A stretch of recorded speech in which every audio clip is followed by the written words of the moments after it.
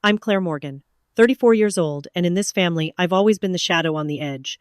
Tolerated, never celebrated. Samantha flaunted designer dresses, Daniel paraded his sports cars, while I was treated as the failure. At every gathering, Richard's booming laugh rang louder than champagne corks, reminding everyone that my work was just a little shop. Even my mother chose silence as if defending me would be more shameful than letting me be mocked. Last summer, they shoved me to the back of the family photo, sneering at my small business. But what they didn't know was that the very shop they mocked had already signed a deal powerful enough to make their entire fortune look like spare change. Ever been told to know your place? Hit like if your success was ever laughed at.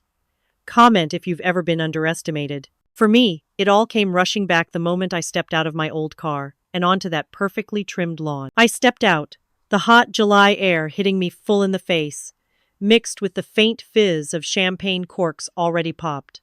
My sandals pressed against the gravel drive with a sound that seemed too loud. Samantha's voice sliced the air almost immediately. "Claire, is that your dress?" I didn't know thrift shops did evening wear now. She grinned broadly, her glass raised just high enough for those around her to see the performance. A few chuckled, their laughter quick and sharp, like silverware clinking on porcelain. Daniel, lounging against a gleaming Porsche with his sunglasses perched on his head, gave a theatrical sniff. "Careful, Samantha, don't get too close. You might catch the scent of retail. I hear shopkeepers work with their hands." Imagine. His smirk widened as though he'd just told the cleverest joke at the party. I ignored him, though my jaw clenched. Inside, the memories of last year's humiliation prickled at me. The way Richard had waved me away from the front row of the photograph, the way Linda had muttered about my lack of ambition, as though I wasn't within earshot. I felt the weight of their eyes now, measuring, cataloging, already deciding where I belonged. "Claire," my mother's voice, sharp as the ice clinking in her glass. She approached with a look that blended irritation and duty, her hand twitching at the hem of her dress as though embarrassed by my very presence. "At least you bothered this time. Do try not to cause unnecessary scenes." Before I could respond, Richard emerged from the cluster of lawn chairs, his shoulders broad in a tailored linen jacket, the patriarchal figure who relished every chance to remind me I hadn't met the family standard. He spread his arms as though bestowing a blessing, his voice booming over the chatter. "At least you showed up," he said, lips curled, eyes glinting with the amusement of a man holding all the cards. "Some of us chose real careers, Claire." The words burned, a repeat of every dismissal I'd endured, every smirk at my expense. I felt heat crawl up my neck, not just from the summer sun, but from the weight of expectation that I would once again take it, swallow it, and fade into the background. I looked at him, at Samantha's smug smile, at Daniel's derisive snort, at my mother's barely concealed wince. My pulse thudded like a drum in my ears, but beneath the sting, a slow current of defiance rose. I adjusted the strap of my simple dress and let silence stretch, long enough that the people nearest shifted uneasily. And then, without raising my voice, without breaking the mask I'd worn for too many years, I smiled faintly. "Reality is about to surprise you, Uncle." Every toast was a blade, every laugh, a reminder of where they thought I belonged. The table stretched under a long white canopy, its surface gleaming with silver cutlery and crystal glasses that sparkled as though the sunlight had been trained just for their benefit. The family gathered here had always thrived on spectacle, the grand tables, the endless champagne, the casual cruelty woven into every polite smile. I took my seat at the far end, near enough to be seen but never central, the obligatory presence, tolerated rather than welcomed. I could hear last year's echoes in their laughter the night I tried to share an idea, timid but proud, about sourcing locally made candles and wellness goods. Samantha had raised her brows then, smirking at Richard before saying, "How quaint. Perhaps someday you'll graduate to lemonade stands." Daniel had snorted so loudly the entire table shook with laughter. That humiliation had buried itself in me, calcifying into something colder. Tonight, though, I sat straighter, letting their voices wash over me without a flinch. Samantha turned toward me, her bracelets jingling as she raised her glass in my direction. "So, Claire, tell us, what's your little shop's revenue this year?" Her words dripped with false sweetness, the kind you'd use on a child caught pretending at adulthood. Around her, the laughter began again, the anticipatory kind, as though everyone already knew the punchline. Daniel leaned in, his voice pitched just enough for the whole table to catch. I'm betting lavender candles are going to fund the future, aren't they? Maybe throw in some sage bundles. Wall Street, watch out. He snickered, pressing his knuckles against his mouth to exaggerate his glee. Thomas, his father, waved a dismissive hand. Don't mock too much, he said, though his eyes glittered with the same derision. Real money comes from chasing big opportunities, real IPOs. I heard of a billion-dollar deal brewing downtown. That's where futures are made, not at roadside boutiques. He chuckled as if the conversation were a stock tip only the clever could appreciate. The table roared with polite agreement, forks clinked against plates, and the servers in white jackets moved silently through the rows, topping off glasses, removing half-finished plates. It all felt like theater, the kind where I had been cast as the fool. And yet, one pair of eyes did not carry malice. Across from me sat Olivia, barely 19, her hair pulled back loosely, a subtle rebellion against the family's obsession with image. She watched me closely, but not with mockery. There was curiosity there, something sharper, as if she could sense a rhythm beneath my silence. Her gaze lingered when others laughed, her lips pressed as though to hold back her disapproval. I saw it, the empathy, the recognition that she too lived at the periphery of this glittering cruelty. I lifted my glass, smiling faintly as Samantha leaned in for the kill. Maybe your candle shop will be worth billions someday, she said, laughing cruelly, the kind of laugh that demanded the table join in.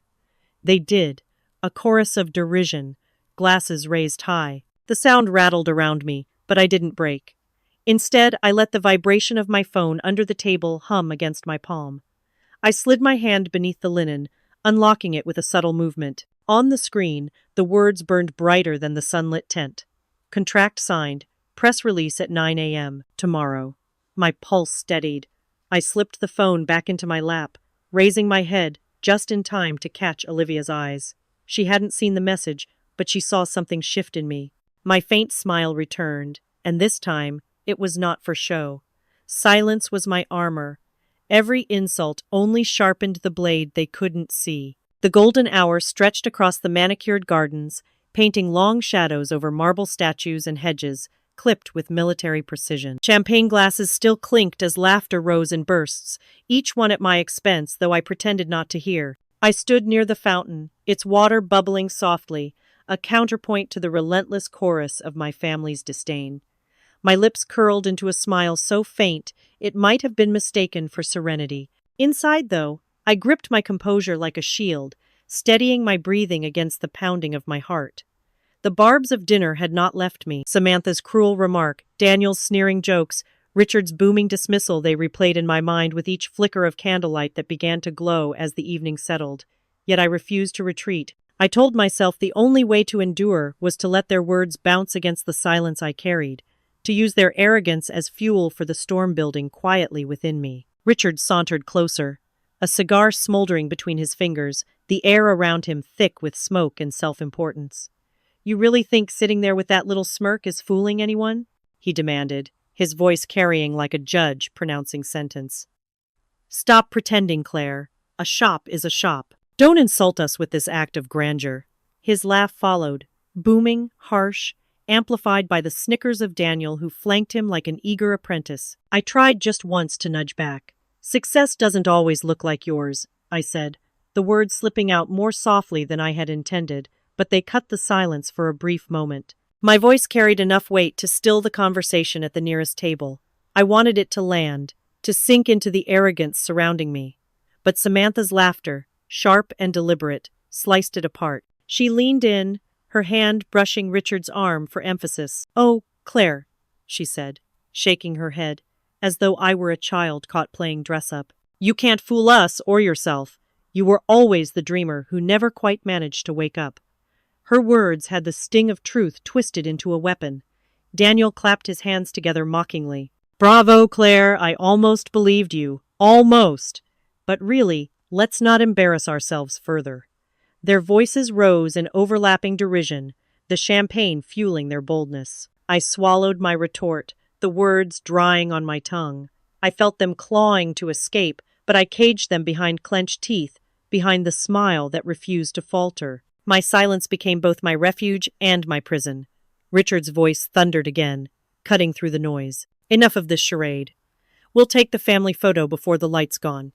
Claire, you know your place back row, as always. The command was issued not as suggestion, but as decree, a reminder of my assigned station in the hierarchy of their world. Laughter rippled through the group as they moved toward the wide stone steps leading to the lawn, leaving me rooted for a moment in the shadow of my own restraint. I forced my feet to move, each step heavy, each breath tasting of defeat. The camera's flash would soon freeze me once more at the edge, a decorative afterthought in a portrait of grandeur. Yet even as I moved into place, my phone buzzed in my palm, subtle but undeniable. I slipped it open beneath the folds of my dress. The message glowed like a secret flame. Opening bell confirmed. Car at 8 a.m.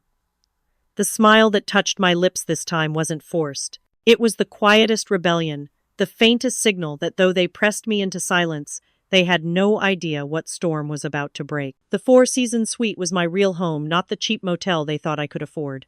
The Manhattan skyline sprawled outside the glass wall, towers glinting in the dying light as though every steel surface conspired to remind me just how far I'd come. Inside, the suite breathed luxury marble counters, velvet drapes, orchids perched by the window. The air carried no trace of mockery, no cruel laughter, only the quiet hum of the central air and the muted sound of CNBC running on the flat screen above the fireplace. I leaned against the armrest of the sofa, still in the same modest dress I had worn to the reunion, the same one Samantha had sneered at. Here, it was only camouflage fabric chosen to keep me invisible. The true armor lay neatly folded on the bed. A Chanel suit, tailored, precise, exuding authority that no one in my family could imagine me owning. The door clicked, and Ethan Ross stepped inside, carrying a leather folio, his expression taut with the energy of the day's work. He had been with me from the beginning, when the company was a fragile idea barely clinging to existence, and now he stood as the CFO of a firm about to eclipse the very markets my relatives worshipped. He set the folio down and exhaled. "It's done," he said, his voice low but sure. "Contracts are signed. The acquisition cleared all final checks. As of tonight, IRS officially controls the platform. Valuation crossed $2 billion this afternoon." The words rolled over me like a tide I had been waiting years to feel. $2 billion. Not candles, not trinkets, not the quaint little storefront they believed I still manned. Real power, real capital, real proof. I nodded slowly, as if the motion could ground me against the scale of it. Ethan watched me carefully. "Claire, tomorrow you won't just be a name in their eyes anymore. You'll be the headline." Mysterious CEO of IRS revealed. They've speculated for months, no leaks, no profile, not even a hint. It's about to be over. On the television, the anchor's voice carried through the room. And in other news, IRS, the rapidly rising retail tech platform, is rumored to announce a massive acquisition tomorrow. Wall Street analysts are calling it the most disruptive move of the year. But who is the enigmatic leader behind IRS? That remains one of the market's best-kept secrets. My reflection shimmered faintly against the screen, superimposed on their speculations. They had no idea that the woman they dismissed as the family failure was the very figure they chased with breathless curiosity. The irony tasted sweet, like champagne I hadn't yet poured. I moved to the bed, carefully lifting the Chanel suit, letting the fabric slide across my hands. The blazer's cut was sharp, the color a deep, commanding navy. Tomorrow it would replace the soft cotton dress that had absorbed every insult like a sponge. Tomorrow it would become the skin of someone they could neither ignore nor mock. Ethan leaned against the desk, his brow furrowed. "Are you ready for what this means? For them? And for you? Because once this curtain is pulled back, there's no slipping into anonymity again." I held the suit up against my frame, studying myself in the mirror. My eyes didn't flinch. I've been ready longer than they've been laughing. The phone on the nightstand buzzed. Samantha's name lit up the screen. I answered, pressing it to my ear, her voice spilling through with its usual smirk. "Busy with lavender candles again?" she teased, laughter tucked into the edges of her words. I didn't respond. I let the silence stretch long enough for her to notice, long enough for her to falter. Then, without a word, I ended the call. The room hummed quietly again, the suit heavy in my hands, the weight of tomorrow pressing closer. By sunrise, the world was ready. By breakfast, my family was not. The pale Manhattan light filtered through the suite's curtains, softening the edges of the furniture and gilding the table where my breakfast sat untouched for a moment. Steam curled from the coffee cup, rising steadily, unbothered by the storm, waiting to break outside these walls. I moved slowly, deliberately buttering toast, slicing into fruit as though each action was a rehearsal in control. Today, composure was the only performance I needed, CNBC murmured in the background, the same tone that had filled the room the night before. Now, though, their rhythm carried urgency. All eyes are on Wall Street this morning, the anchor said. Speculation surrounds IRS and its rumored acquisition. Could this reshape the retail tech industry? Stay tuned for a historic announcement. Ethan paced near the window, phone in hand, already fielding calls from analysts and reporters. His tie was perfectly knotted, but his shoulders betrayed a tension he couldn't hide. It's everywhere, he muttered. Hashtags trending since 4 a.m., people throwing around names. Some think it's a Silicon Valley darling stepping out of stealth. No one even comes close to you. He looked over, his gaze questioning. Do you ever get nervous, Claire? I smiled faintly, taking a sip of coffee. Not today. Miles away in the Hamptons estate, another breakfast played out under crystal chandeliers and the clatter of silver spoons. The family gathered around the long mahogany table, sunlight bouncing across polished silver. Linda adjusted her pearls with one hand while cutting into grapefruit with the other, her eyes darting toward the television propped against the wall. Samantha scrolled her phone between bites of croissant, smirking at whatever shallow gossip she found. Daniel leaned back with his usual arrogance, murmuring about market chatter he pretended to understand. And Richard presided at the head, as though the table itself demanded his authority. CNBC's teasing commentary reached their ears, and suddenly the conversation sharpened. If this deal really is $2 billion, Thomas scoffed, it has to be one of the giants. No small-time player could pull it off. Samantha snorted. Certainly not someone who sells candles. The table chuckled, the sound brittle, rehearsed. Linda dabbed her lips with a napkin, her voice cool. Mark my words, it will be someone who actually took life seriously, not someone who squandered theirs, chasing little hobbies. Back in Manhattan, I placed my notes flat on the table, reading them one more time though I had memorized every word. Contracts signed, financials secured, spokesperson's schedule confirmed.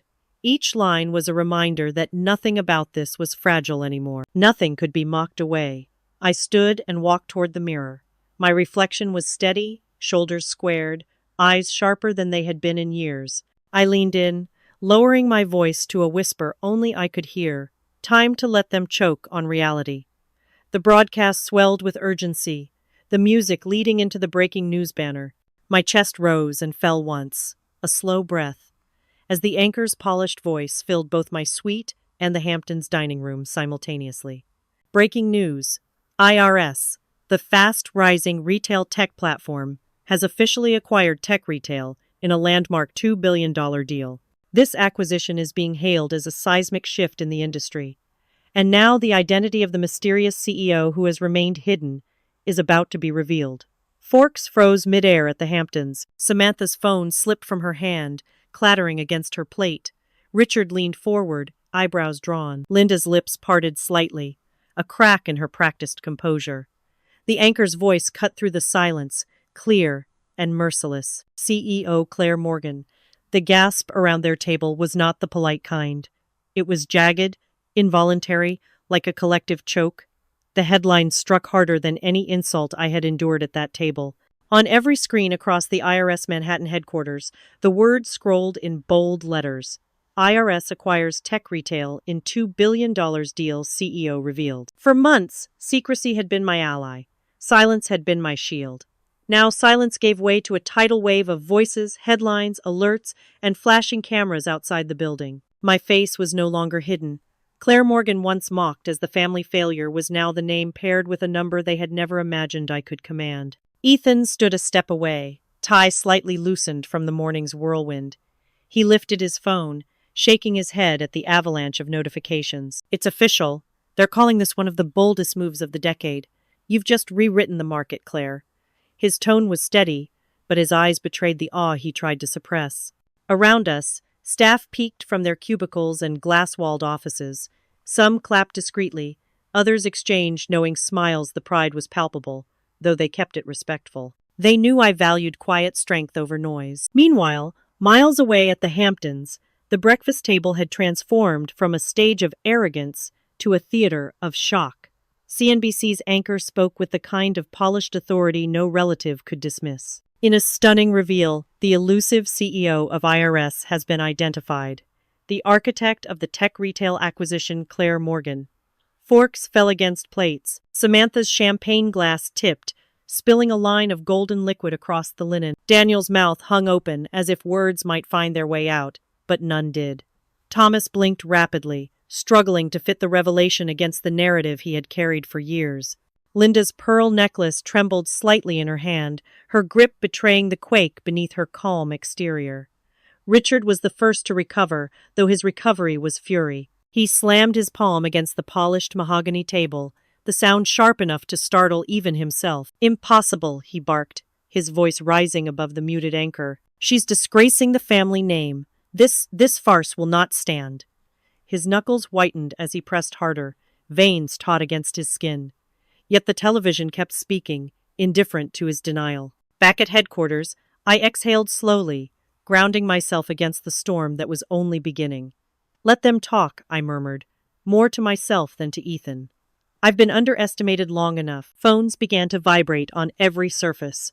My desk lit up with flashing notifications. Calls rolled in one after another. News agencies, investors, competitors. But beneath the tidal wave of opportunity and attention, 4 names burned brightest across the screen of my personal phone. Mom, Samantha, Richard, Daniel. The family that had sneered, mocked, and reduced me to silence only days before were now demanding my voice. I stared at the glowing screen, the names pulsing like ghosts from a past that refused to die. And for the first time, I didn't rush to answer. When the world shouted my name, I chose silence. The market roared with its own rhythm. Analysts dissecting numbers, CNBC anchors replaying my image beside a ticker that scrolled endlessly, investors scrambling to reposition their bets. But inside my office, the atmosphere was still. The blinds filtered in Manhattan light, casting steady lines across the polished desk, where I sat with a cup of untouched coffee. My phone still pulsed with missed calls, yet I didn't reach for it. Let them wait. For years, I had endured their silence. Today, it was my turn. Across the glass table, Ethan's laptop flickered with market dashboards and media feeds. The IRS PR team filled the seats around us, their voices low but urgent. "Claire," one began cautiously, "every outlet wants a quote. Do we acknowledge the family angle? They're already digging into it." I raised a hand, firm but calm. "Number family is noise. We keep the story about the deal market stability, jobs, innovation. Every word you draft echoes that. Nothing else." My tone was measured, like I'd rehearsed it all my life. Perhaps I had. Silence, control, patience, the weapons they never saw. Ethan nodded, catching the unspoken layer in my command. This was not just about business. This was about reclaiming dignity without letting them set the stage. Meanwhile, the Hamptons family room had turned into a battlefield. Samantha's voice cut through the quiet estate like a whip. "She tricked us all, played dumb, let us sneer while she was building an empire." Her manicured hand shook as she threw her napkin down, fury mixing with disbelief. Daniel slumped in his chair, head in his hands. His voice came out hollow, barely audible. "I mocked a billionaire. I laughed at her candles while she was writing billion-dollar contracts." He let out a broken laugh, the sound more like a whimper. Linda couldn't sit at all. She paced between the grand windows, pearls rattling faintly against her chest. "My daughter," she whispered, over and over, the words unraveling her certainty. For years, she had branded me a failure. Now she wrestled with the whiplash of pride and shame colliding at once. Her steps echoed like a metronome of regret. At the head of the room, Richard stood stiff as iron. His glare fixed on the television, even as his reflection burned back at him from the glossy black screen. His voice thundered when the anchor mentioned my name again. "If this is true," he growled, his jaw tight, "she humiliates us before the world." The others froze. The patriarch's fury was always dangerous, but this time it sounded hollow, defensive, like a man grasping at control that was already gone. Back in my office, Ethan finally broke the quiet. He leaned closer, his voice lowered beneath the hum of the PR team. "Claire, you know they won't stop at calls. They'll come here. They'll want answers face to face." I turned my gaze from the skyline to him, a small smile curving at the corner of my mouth.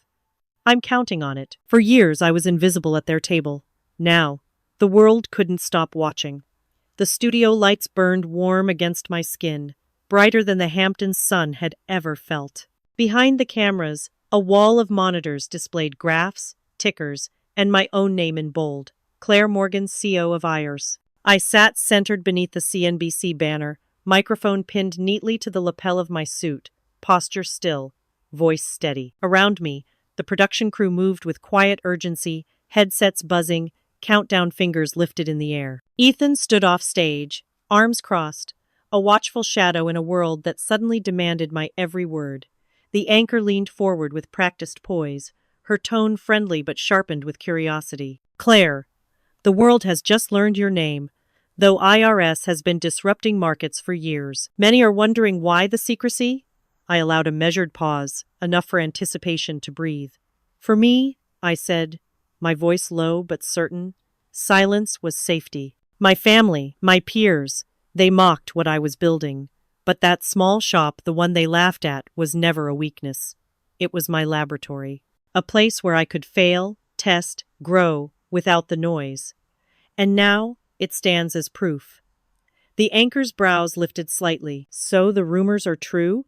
That your empire was born from something as simple as a retail store? A flicker of memory cut across me.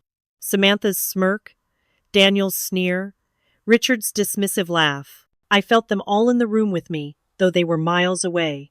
Yes, I replied firmly. That shop was mocked, dismissed. But every innovation has humble roots. Noise is easy. Building quietly, in the shadows, that's the hard part. And sometimes, you build an empire in silence because noise only comes from the doubters. The studio hushed.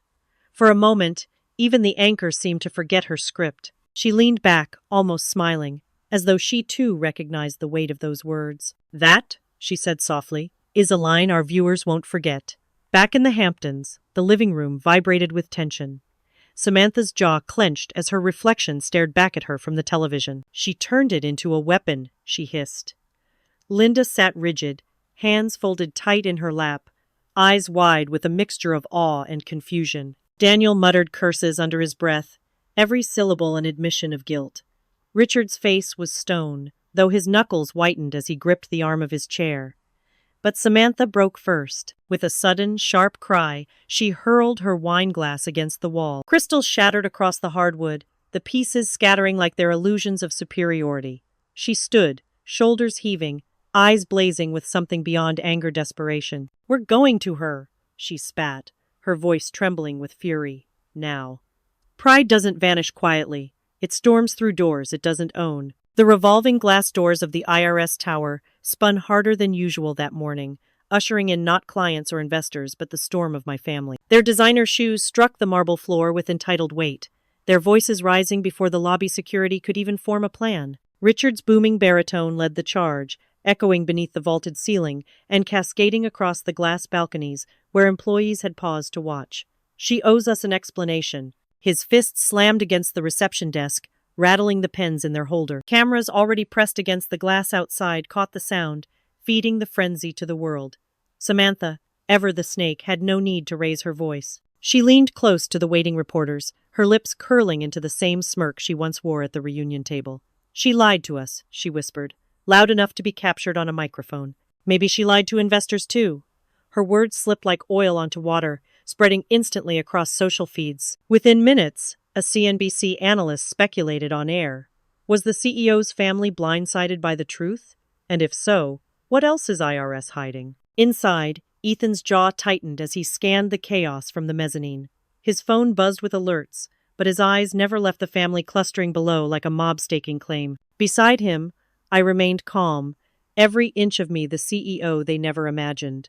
This was the scene I had counted on. Their fury, their pride, their need to claw back dignity. Daniel muttered angrily to Thomas, whose face burned crimson as he barked orders no one cared to follow. We won't be made fools of, Thomas shouted, though the irony dripped through every syllable. Linda, however, stood a step behind the rest, her hands trembling against her pearls, eyes darting around as though the walls themselves judged her. She looked less like a matriarch than a woman lost, trapped between the weight of old loyalties and the rising truth. Then came Olivia. She lingered at the edge of the spectacle, her 19-year-old frame small beside the towering men and grand women who had spent years perfecting their arrogance. But her voice, when it cut through the noise, was clear, sharp, and devastating. "She didn't lie," Olivia said, her words slicing the air and freezing the cameras. "She survived you." For a moment, silence rippled through the lobby, heavy as thunder before the strike. Richard turned toward her, stunned, while Samantha hissed her name like a curse.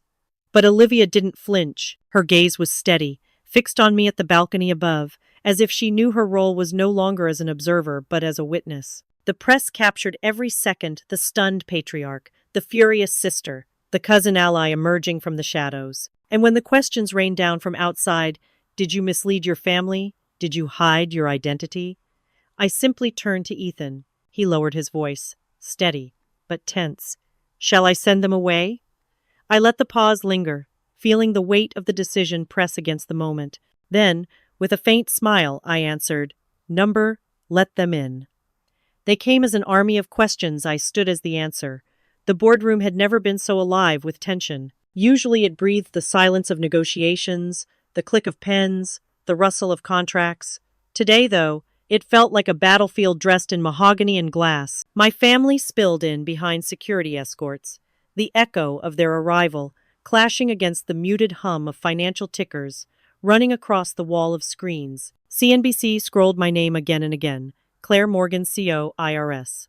Samantha struck first, as I knew she would, her tone shrill enough to mask her fear. "Why didn't you tell us? We're family." Her words, dripping with entitlement, snapped across the table like a whip. Richard loomed beside her, his eyes blazing, his voice rumbling like a judge passing sentence. "You brought shame to our name? Do you have any idea how humiliating this is? To learn with the rest of the world? To be blindsided?" I leaned forward, palms resting on the sleek conference table. My reflection looked back at me from the polished surface, calm and unbroken. "No," I said slowly, each syllable landing with weight. "I didn't bring shame. You shamed yourselves the moment you mocked me, the moment you decided I was less because I refused to follow your script." Olivia shifted in her chair near the corner, her young face glowing with defiance. Her eyes met mine, a silent promise that I was not alone. She nodded once, firm and deliberate, as though to punctuate the words I hadn't yet spoken. Daniel tried to speak but faltered, muttering about reputations and market trust. Thomas thundered on about shareholders and legacy, his fist hitting the table so hard the glasses of water rattled. But their noise only underscored their weakness. I let them rant until the room burned with their accusations, and then I struck. My voice rose, clear and sharp, cutting through the storm like glass. "That shop you ridiculed," I said, my hands slamming the table, "built this empire. Every insult, every laugh, every dismissal, I carried them like bricks. And today, you stand inside the walls you swore I'd never raise." The silence that followed was heavier than any shout. Even the scrolling tickers on the screen seemed to dim. Samantha's lips parted, but no words came. Richard's face drained of color, his authority crumbling as the truth cemented itself in the room. Then, from the far side of the table, a whisper. Fragile. Trembling. Linda's voice. Her mother's voice. My mother's voice. "Claire!" She clutched her pearls, her eyes wide and wet, her voice breaking on the edges of regret. "What have we done?" They demanded explanations. I gave them a mirror. The boardroom seemed smaller than ever, though it was built to impress visiting investors, lined with glass walls and screens replaying the same breaking news. IRS CEO Claire Morgan, $2 billion acquisition. My name scrolled in bold while my family fidgeted in leather chairs they had no right to occupy. Their eyes darted from me to the screens, searching for a loophole, a crack, anything that would undo what the world now knew. Samantha was the first to lash out, her voice sharp, defensive. "You deceived us. You let us believe you were... what? Some candle-selling shopkeeper with nothing to your name?" She sneered, but her mascaraed eyes betrayed something raw fear. I stood, letting the weight of my silence press down before I spoke. "Deception? Number, I never lied. I simply never sought your approval. There's a difference." I slid a folder across the table. Contracts thick, ink-drenched, signed by corporations whose names Samantha had once begged to intern for. Her fingers trembled as she glanced at the pages. I didn't let her linger. "Do you remember last year's reunion?" I asked, my voice tightening. cold steel under velvet. When you shoved me to the back of the family photo because, in your words, failures shouldn't stand in the front, those were your words. And yet here I stand, in front of the entire market, while you sit drowning in yesterday's arrogance. Richard scoffed, trying to reclaim authority, but his booming tone no longer carried weight. Family pride matters more than any contract. I turned to him, my voice calm but cutting. Family pride? You laughed at me when I drove up in that sedan, telling me real careers meant suits and skyscrapers. You dismissed me as a shopkeeper, and yet that so-called shop just bought half the industry your firm has been chasing for decades. So tell me, Uncle, was it my failure or your blindness? His jaw clenched, but no words came. The cameras on the walls flickered, looping CNBC analysts praising IRS's stealth strategy, calling it visionary. Every headline contradicted his scorn. Daniel shifted uncomfortably, his arrogance crumbling into panic. I turned the knife his way. Daniel, you laughed about lavender candles funding my future. You made me the punchline of your jokes. Tell me, how does it feel knowing those candles lit the fuse of a billion-dollar acquisition? Ethan slid another packet forward: patents, tech integrations, projections, numbers that glowed like neon warnings across the screens. Olivia leaned forward, her young voice steady, almost reverent. She's telling the truth. I've seen the filings, the designs, you just never looked close enough. My mother sat frozen, her hands folded as if in prayer, her lips moving silently. I spared her the blade, though the silence was punishment enough. Finally, I let my words land across them all, each syllable deliberate, each memory twisted back into their flesh. It wasn't deception, I said, my voice slicing the air. It was your blindness. You mocked what you refused to see. You chose ridicule over curiosity, cruelty over respect. And now the world applauds the vision you were too arrogant to acknowledge. For a moment, there was nothing but the hum of the air conditioner, the endless scroll of financial headlines, and the soft click of Olivia's pen tapping against her notebook like a quiet metronome of judgment. Daniel finally broke the silence, his voice cracked and small, nothing like the swagger he wore at the reunion. My father's firm, we tried to buy you. His eyes darted to Thomas, wide with disbelief. I met his stare, a slow, razor-thin smile curling on my lips. And you failed. Every lie they told about me collapsed under the weight of truth. The boardroom air was thick with their disbelief, a storm of arrogance now reduced to scattered fragments of silence. Screens along the walls flickered with CNBC's breathless updates, each headline another nail in the coffin of their mockery. IRS stock surges 40% in early trading. Industry revolutionized by $2 billion acquisition. My name flashed again and again, no longer a secret, no longer a punchline. Samantha clung to the only weapon she had left: accusation. You betrayed us, she hissed, her voice trembling but sharp. You hid everything. You made us fools. I turned slowly, letting the silence sharpen before I spoke. I didn't make you fools, Samantha. You wore that crown yourselves. I built while you laughed. I endured while you mocked. That was not betrayal, it was survival. Ethan slid his tablet across the polished wood. Numbers scrolled on the screen, live confirmation from the IRS board. Every vote cast in favor, unanimous. I tapped the glass lightly, the faint sound echoing like a gavel. Here's betrayal, if you need it. Betraying vision for vanity, respect for ridicule. The board doesn't think I'm a fraud. Neither does Wall Street. Maybe the only liars in this room are the ones who told me I'd never matter. Outside, press leaks had begun. Reporters swarmed the lobby, microphones raised like spears, flashes bouncing off the glass. CNBC cut in live, the anchor's voice echoing through the speakers. IRS hailed today as an industry revolutionary. CEO Claire Morgan's leadership has redefined what stealth innovation looks like. The words wrapped around me like armor. Every syllable pounded against their disbelief until it shattered into fragments they couldn't gather back. Samantha's fury gave way to desperation.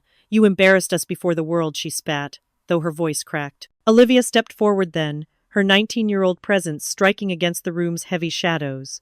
Her eyes locked on Samantha, then Richard, then Daniel. No, she said, voice firm. She didn't deceive us. She protected herself from you. From all of you who couldn't see past your own pride.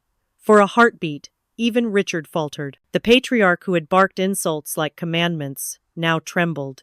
His hands gripped the armrests, as if the world beneath him were collapsing. His face, once carved in disdain, cracked under the truth bleeding through every headline. He lowered his head, words ragged, broken. We were wrong. The confession lingered in the room, heavy as stone. No one rushed to defend him. Daniel stared at the floor. Samantha blinked furiously, mascara smudging at the edges. My mother, pale and quiet, clutched her hands together as if she could hold the pieces of her denial. I rose, steady, measured, my chair sliding back across the polished floor with finality. Every eye followed me, but none held the power they once thought absolute. This meeting is over, I said, each word deliberate, each syllable striking with the weight of inevitability. I turned toward the door, glancing once at the glowing screens, at the headlines proclaiming my name to a world that had never cared for theirs. My hand brushed the handle, cool metal under steady fingers. I have a company to run. Every lie they told about me collapsed under the weight of truth. The boardroom air was thick with their disbelief, a storm of arrogance now reduced to scattered fragments of silence. Screens along the walls flickered with CNBC's breathless updates, each headline another nail in the coffin of their mockery. IRS stock surges 40% in early trading. Industry revolutionized by $2 billion acquisition. My name flashed again and again, no longer a secret, no longer a punchline. Samantha clung to the only weapon she had left, accusation. You betrayed us, she hissed, her voice trembling but sharp. You hid everything. You made us fools. I turned slowly, letting the silence sharpen before I spoke. I didn't make you fools, Samantha. You wore that crown yourselves. I built while you laughed. I endured while you mocked. That was not betrayal. It was survival.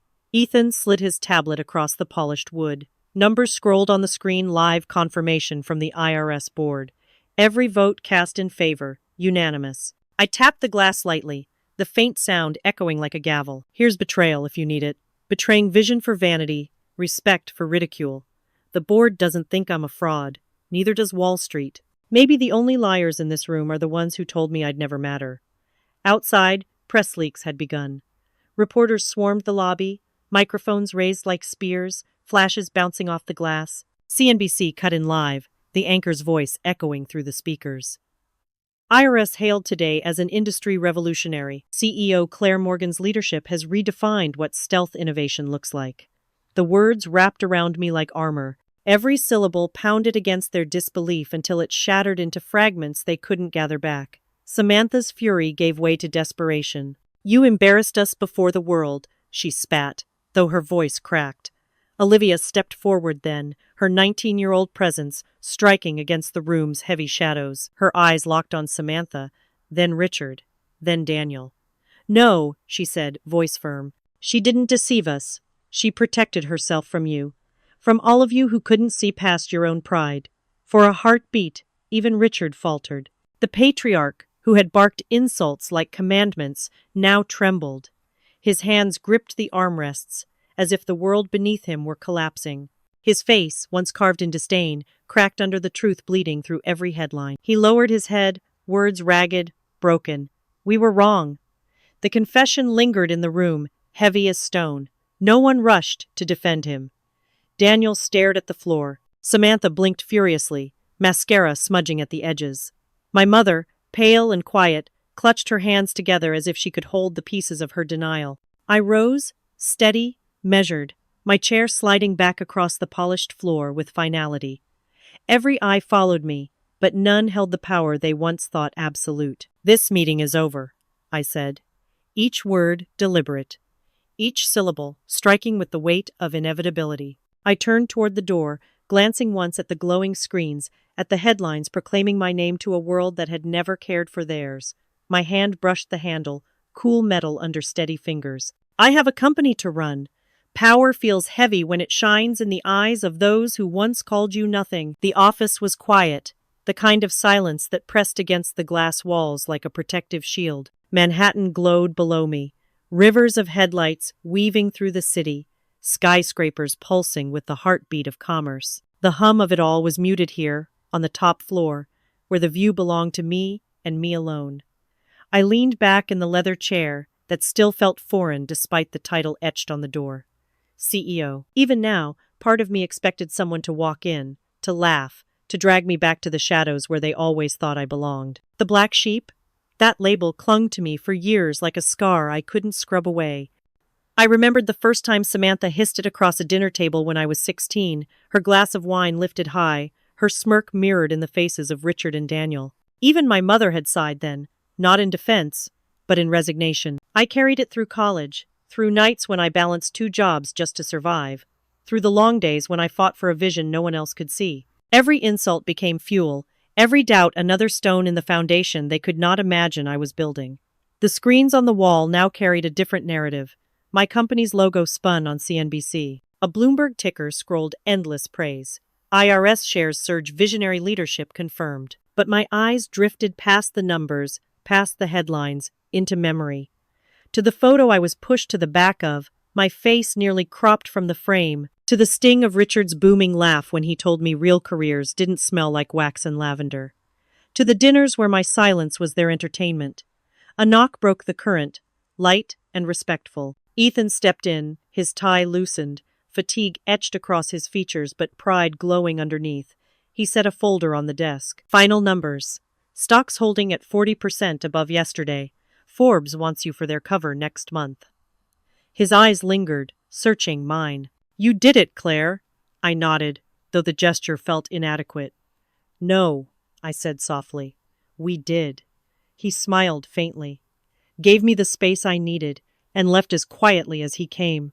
Alone again, I reached for the phone. One message lit the screen, a thread I had opened 3 times tonight and still hadn't answered. My mother's words, fragile, typed as if she were afraid they might shatter by being read. I don't know who you are anymore, Claire, but I'm proud. I think I always was, deep down. I just didn't know how to show it. Anger curled in me, sharp and familiar. How easy, after years of absence, to claim pride now that the world applauded me. Yet longing tangled with it, a weight heavier than anger could balance. She was my mother. Her silence had cut deeper than any insult from Samantha or Richard. It was her indifference that branded me invisible. I set the phone down, pressed my palms to the cool desk, and let the skyline steady me. My voice slipped into the air, quiet but unshakable. You saw what you wanted. Now you'll see who I am. The words were not for the markets or the cameras. They were for the ghosts at the back of every family photo, for the girl who had stood there smiling through humiliation, for the woman who had finally stepped into her rightful place. I picked up the phone again, fingers steady now. This time I typed without hesitation. Sunday dinner, my place. Dress well, the table has changed. The screen glowed with the sent message, and for the first time in years I felt the weight shift. Not gone, never gone, but finally, it was mine to carry on my terms. This time, they sat at my table. The penthouse was washed in soft light, chandeliers scattering gold across glass and polished stone. Central Park stretched out below, an emerald sea under the fading dusk, the city glittering like jewels beyond it. For years I had eaten at corners of tables where no one listened, my voice swallowed by laughter at my expense. Tonight the table was mine, carved oak, long enough for 12, set with crystal and silver that gleamed beneath the candles. Their eyes lingered on every detail when they arrived, awe carefully veiled but impossible to hide. Linda was first through the door, her arms trembling as she wrapped them around me. She had never hugged me this way before, not even when I left for college. My daughter, the visionary, she whispered, as if the words were fragile, borrowed, but they still cracked something old inside me. I let her hold me, though my heart kept a measured distance. Samantha entered next, her designer heels clicking against the marble floor. She said nothing, her chin lower than I had ever seen it. No mockery tonight. Her silence was louder than all the barbs she once flung at me. Daniel followed, his swagger broken, his eyes darting around the room like a boy lost in a place too grand. Thomas trailed behind, unusually subdued, while Richard's jaw was locked, his pride stripped bare. He scanned the penthouse as though looking for a flaw, but there was none to find. Olivia stepped in last, her smile soft and steady, the only one who had ever looked at me without disdain. Ethan lingered only briefly, checking that the evening ran smoothly before slipping away. This was not his battlefield. It was mine. The meal unfolded with quiet forks and awkward coughs, conversation stumbling like a wounded animal. For once, I did not fill the silence with explanations or apologies. I let it stretch, a reminder of the years I had swallowed their ridicule. Finally, I rose, lifting my glass. The flame from the candles flickered against the crystal, sending shards of light across their uneasy faces. To truth, I said, my voice steady, resonant in the still air. It may come late, but it always arrives. The words hung, weighty and undeniable. No one moved at first. Samantha's lips parted, then pressed shut. Daniel's eyes dropped to the tablecloth. Richard's grip tightened around his glass, as though defiance might still save him. Linda's hand trembled before she finally lifted her drink. One by one, reluctantly, they followed crystal clinking in a hollow, hesitant toast. They drank, each of them tasting the reversal in the air, the shift of power that could never be undone. I remained standing a moment longer, watching them, feeling the silence bend around me in acknowledgement. For years I had been the one forced to the back row, my voice ignored, my presence diminished. Now every seat bent toward me. Every gaze measured me differently. The weight of that recognition was heavy, but it was mine to carry. When the glasses lowered and the chatter stumbled forward again, I turned toward the vast windows. Manhattan lights glittered, infinite and alive, stretching beyond what the eye could hold. The city hummed with possibility, with the pulse of futures waiting to be written. I let my gaze rest on that horizon, a faint smile rising. The table had changed, but my story no. Our story had only just begun. Beneath the glitter of Manhattan's skyline, the story that began with whispers of scorn ended with a table turned, a name reclaimed, and a family forced to confront the truth they once mocked. Justice had not arrived swiftly, but like a tide against stone, it came with undeniable force, erasing years of dismissal and doubt. When injustice is met with unwavering courage, the verdict does more than restore balance, it leaves an echo that shapes every life it touches. No wall of lies can stand forever against the tide of truth. A like, share, subscribe, and leave your thoughts below. Comment 1 if you felt the same fire of justice, or 2 if you believe the reckoning could have gone further.